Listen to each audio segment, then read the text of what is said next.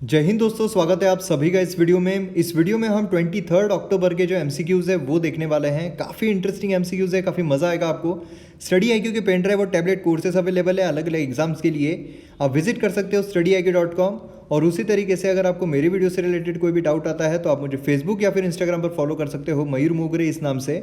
और अगर आपको PDF चाहिए तो आप मुझे टेलीग्राम पर फॉलो कर सकते हो t.me/मयूर मोगरे इस चैनल पर। अब पहला क्वेश्चन आता है पॉस्को एक्ट के बारे में। मिनिस्ट्री ऑफ होम अफेयर ने इंट्रोड्यूस किया है पॉस्को एक्ट। अब देखिए, ये पहला जो है ये सीधे तरीके से गलत हो जाता है, क्योंकि मिनिस्ट्री ऑफ होम अफेयर जो है ये पॉस्को क्यों लाएगी। पॉस्को किसके लिए है? तो जो चाइल्ड होते हैं उनका जो भी सेक्सुअल हरासमेंट होता है उसके लिए ये पॉस्को एक्ट लाया गया है। तो अब होम अफेयर का और इसका क्या कनेक्शन है? ये women and child development ministry जो है उसके अंडर में आता है, तो इसीलिए वही ये इंट्रोड्यूस करेगी। तो हम लॉजिकली भी पहला जो ऑप्शन है उससे गलत साबित कर सकते हैं। दूसरा आता है कि ये different form of sexual abuse जो है वो डिफाइन करता है, जिसमें सेक्सुअल हरासमेंट और पोर्नोग्राफी जो है वो भी इंक्लूडेड है।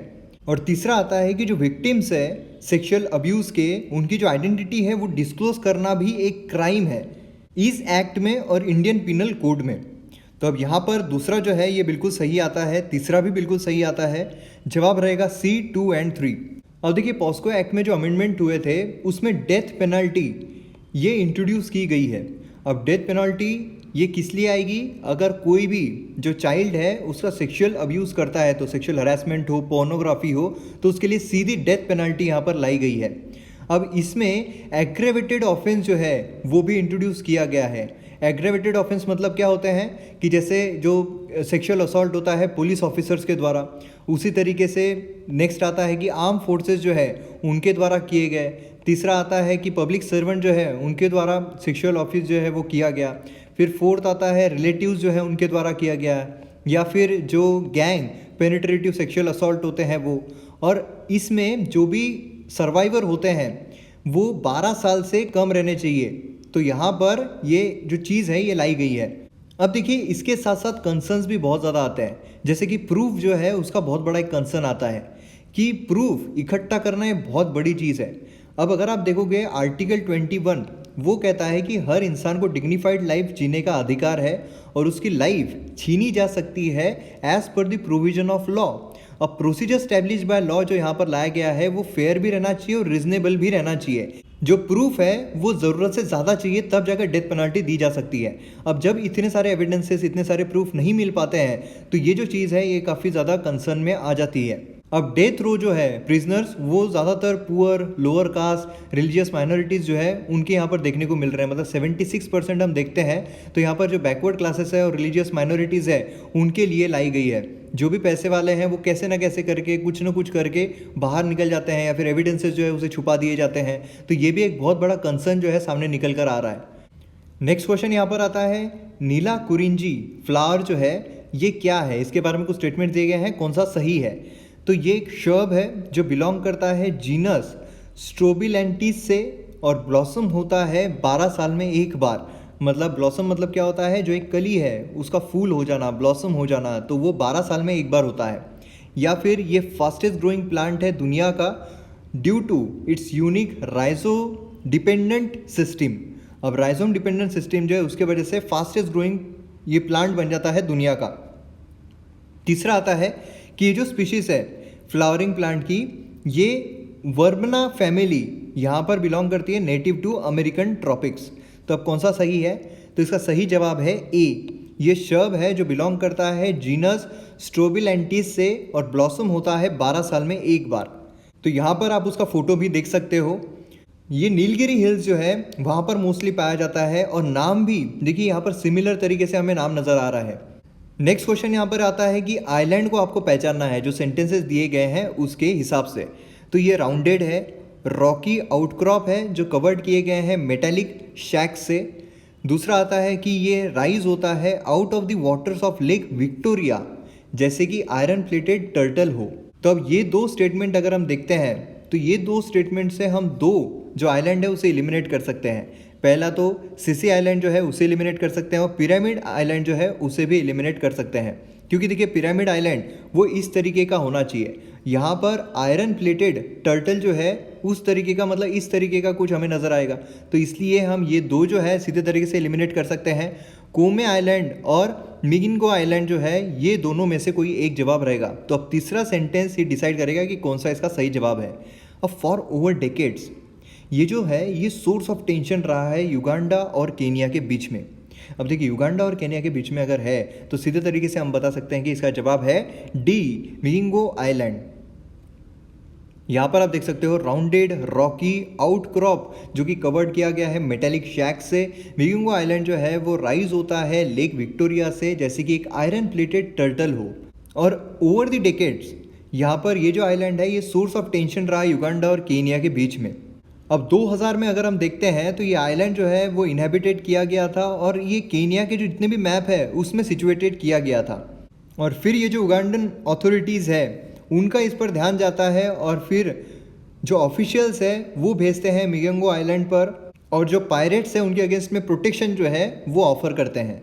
अब केनियन फिशरमैन जो है वो कंप्लेन करना शुरू करते हैं और इस वजह से जो दो कंट्रीज है उसमें टेंशन काफ़ी ज़्यादा चल जाता है। नेक्स्ट क्वेश्चन यहाँ पर आता है जो इमरजेंसी है उसके प्रोक्लेमेशन के लिए यहाँ पर कुछ सेंटेंसेस दिए गए हैं और कौन सा गलत है ये आपको पहचानना है। अब देखिए यहाँ पर इमरजेंसी मतलब नेशनल इमरजेंसी की बात हो रही है। अब पहला आता है कि प्रोक्लेमेशन ऑफ इमरजेंसी जो है ये अप्रूव होना चाहिए दोनों हाउसेस से, मतलब लोकसभा और राज्यसभा दोनों हाउसेस से विद इन 2 months, मतलब 2 महीनों के अंदर अंदर।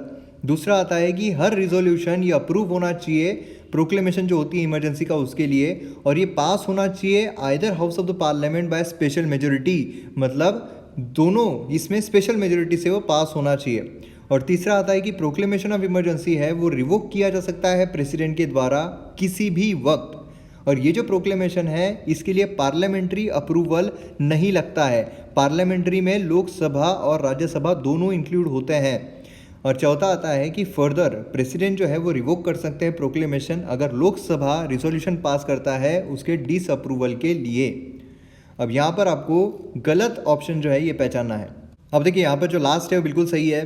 तीसरा अगर हम देखते हैं तो ये भी बिल्कुल सही है, बी भी बिल्कुल सही है, ए जो है ये गलत होता है क्योंकि यहाँ पर जो 2 months है वो गलत हो जाते हैं। यहाँ पर चाहिए 1 month, 1 महीने के अंदर अंदर। नेशनल इमरजेंसी के लिए 3 कंडीशंस कौन कौन सी है, तो वॉर, एक्सटर्नल अग्रेशन और आर्म्ड रेबिलियन। पहले ये इंटरनल डिस्टर्बेंस था जहाँ पर 75 में इसका फ़ायदा उठाया गया था, इसीलिए फिर इसे चेंज करके आर्म रेबिलियन कर दिया गया। और पहले सिंपल मेजोरिटी लगती थी उसे घटाकर अब स्पेशल मेजोरिटी जो है वो लगती है अगर प्रोक्लेम करना है तो। नेक्स्ट यहाँ पर आता है कि प्रेसिडेंट ये जो है ये डायरेक्टली इलेक्ट नहीं होते हैं, है ना। हम डायरेक्टली जो जनता है वो प्रेसिडेंट के लिए वोट नहीं करती है, एक इलेक्टोरल कॉलेज बनता है और इलेक्टोरल कॉलेज जो है ये प्रेसिडेंट के लिए वोट करता है प्रेसिडेंशियल इलेक्शन में। तो अब ये इलेक्टोरल कॉलेज इसमें कौन कौन होते हैं, तो all the members of parliament, जितने भी लोग हैं पार्लियामेंट के सब इंक्लूड होंगे। All the members of legislative assemblies, legislative assemblies में जितने लोग हैं सब कुछ इंक्लूड होंगे। पार्लियामेंट मतलब लोकसभा राज्यसभा दोनों हाउसेस के जितने भी मेंबर्स हैं सब इंक्लूड होंगे। और तीसरा आता है कि elected member of legislative assemblies of Delhi and Puducherry. अब देखिए दिल्ली और पुदुचेरी ये दो ही यूनियन टेरिटरीज ऐसे हैं जहाँ पर हमें लेजिस्लेटिव असेंबली देखने को मिलती है, मतलब जहाँ पर हमें चीफ मिनिस्टर देखने को मिलते हैं। तो यहाँ पर जो इलेक्टेड लोग हैं वो कंसिस्ट करते हैं इलेक्टोरल कॉलेज। अब देखिए इलेक्टोरल कॉलेज जो है उसमें नॉमिनेटेड मेंबर्स होते हैं क्या, तो नहीं होते हैं नॉमिनेटेड मेंबर्स, क्योंकि नॉमिनेट कौन करते हैं, प्रेसिडेंट करते हैं। तो प्रेसिडेंट जिन्हें नॉमिनेट करेंगे ऑब्वियस है कि वो समर्थन प्रेसिडेंट का ही करेंगे, इसीलिए नॉमिनेटेड मेंबर जो है वो वोट नहीं कर सकते हैं प्रेसिडेंशियल इलेक्शन के लिए। लेकिन रिमूवल अगर है प्रेसिडेंट का तब वो वोट कर सकते हैं। अब यहाँ पर जब इलेक्शन होते हैं प्रेसिडेंट के उसमें कौन कौन होते हैं उसमें, तो मेंबर ऑफ पार्लियामेंट जो है मतलब लोकसभा हो या राज्यसभा हो दोनों के इलेक्टेड मेंबर जो है वो होते हैं, नॉमिनेटेड नहीं होते हैं। और जो लेजिस्लेटिव असेंबलीज है स्टेट की उसके इलेक्टेड मेंबर्स होते हैं, और जो यूनियन टेरिटरीज है ऑफ दिल्ली एंड पुदुचेरी उसके भी इलेक्टेड मेंबर्स होते हैं। यहाँ पर अगर हम देखते हैं तो सारे मेंबर्स इंक्लूडेड है क्या, नहीं है, नॉमिनेटेड मेंबर्स हमने घटा दिए हैं, इसलिए ये भी गलत हो जाता है, ये भी गलत हो जाता है क्योंकि यहाँ पर ऑल मेंबर्स आ रहे हैं। तीसरा अगर हम देखते हैं तो ये बिल्कुल सही है क्योंकि इलेक्टेड मेंबर्स यहाँ पर वर्ड इस्तेमाल किया गया है, इसलिए इसका जवाब क्या रहेगा, A3 ओनली। यहाँ पर आप देख सकते हो कि elected members of both the houses of the parliament, elected member of legislative assemblies and elected member of legislative assemblies of union territories of Delhi and Puducherry. अब नॉमिनेटेड मेंबर जो है ये वोट नहीं करते हैं। और जो राष्ट्रपति है वो रिमूव कौन सी मेजोरिटी से किए जाते हैं, तो 2/3 ऑफ टोटल स्ट्रेंथ जो है हाउस की, वो यहाँ पर स्पेशल मेजोरिटी नहीं है, मतलब 2/3 ऑफ प्रेजेंट एंड वोटिंग नहीं है, 2/3 ऑफ टोटल स्ट्रेंथ, इसलिए ये ध्यान में रखना है आपको, ये काफ़ी कंफ्यूज हो सकता है। नेक्स्ट आता है इलेक्शन कमीशन ऑफ इंडिया, उसके बारे में कुछ स्टेटमेंट दिए गए हैं। चीफ इलेक्शन कमिश्नर ये अपॉइंट किए जाते हैं प्रेसिडेंट के द्वारा। नेक्स्ट आता है कि एक ऑटोनॉमस कॉन्स्टिट्यूशनल अथॉरिटी है। और नेक्स्ट आता है कि एक बार अगर अपॉइंट किए जाते हैं तो chief election commissioner fully answerable है गवर्नमेंट को, मतलब जो भी पावर्स और रिस्पॉन्सिबिलिटी वो लेते हैं उसके लिए फुल्ली रिस्पॉन्सिबल है। अब यहाँ पर ये जो दूसरा और तीसरा है ये एक दूसरे को कॉन्ट्रडिक्ट कर रहे हैं। ऑटोनॉमस मतलब क्या है कि यहाँ पर आंसरेबल नहीं रहेंगे, ऑटोनॉमसली काम करेंगे, मतलब अपने हिसाब से काम करेंगे। यहाँ पर तीसरा बोल रहा है कि आंसरेबल रहेंगे, तो या तो दूसरा सही है या तो तीसरा सही है। अब कॉन्स्टिट्यूशनल अथॉरिटी है, कॉन्स्टिट्यूशनल बॉडी है, तो ऑब्वियस है कि ये आंसरेबल क्यों रहेगी, इंडिपेंडेंटली काम करेगी, तभी जाकर फ्री एंड फेयर इलेक्शन ये हो सकते हैं। और फ्री एंड फेयर इलेक्शन ये हमारे बेसिक स्ट्रक्चर का पार्ट है, बेसिक स्ट्रक्चर का पार्ट है, इसलिए ये जो है ये होना ही चाहिए, नहीं तो सुप्रीम कोर्ट दखलंदाजी कर सकता है। इसलिए तीसरा जो है वो गलत हो जाता है, दूसरा और पहला ये बिल्कुल सही होता है। तो इसीलिए इसका जवाब क्या रहेगा, A1 एंड 2। यहाँ पर आप देख सकते हो कि एक इंडिपेंडेंट बॉडी है। और क्या आप इसका आर्टिकल बता सकते हो कि हमारे संविधान में किस आर्टिकल में इलेक्शन कमीशन ऑफ इंडिया जो है इसके बारे में बताया गया है, कमेंट सेक्शन में ज़रूर बताइए। और इसमें जो इलेक्शन कमिश्नर होते हैं ये फुल सिक्योरिटी जो है एंजॉय करते हैं टेन्योर के हिसाब से, सैलरी के हिसाब से। और उसी के साथ साथ जो चीफ इलेक्शन कमिश्नर है और बाकी के जो इलेक्शन कमिश्नर होते हैं ये सेम पावर इन दोनों के पास होती है, ये भी ध्यान में रखना है आपको। ये चीफ है लेकिन पावर जो है वो सेम है। नेक्स्ट यहाँ पर आता है कि जो ओथ ली जाती है तो किसकी ओथ में, uphold the constitution and the laws ये आता है, तो प्रेसिडेंट, CAG, सुप्रीम कोर्ट जजेस। तो यहाँ पर जो इसका सही जवाब है वो है 2 एंड 3। 2 एंड 3 मतलब CAG और सुप्रीम कोर्ट जज जो है वो उनके ओथ में ही आता है uphold the constitution and the laws. तो 2 एंड 3 जो है इसका सही जवाब रहेगा, मतलब D जो है इसका सही जवाब रहेगा। यहाँ पर आप देख सकते हो कि सिर्फ CAG और सुप्रीम कोर्ट जज उनकी ओथ में आता है uphold the constitution and law, president की इसमें आता है preserve, protect and defend the constitution. तो यह हमारे वीडियो का एंड। वीडियो आपको पसंद आता है तो आप शेयर ज़रूर कीजिए। मिलते हैं अगले वीडियो में। जय हिंद।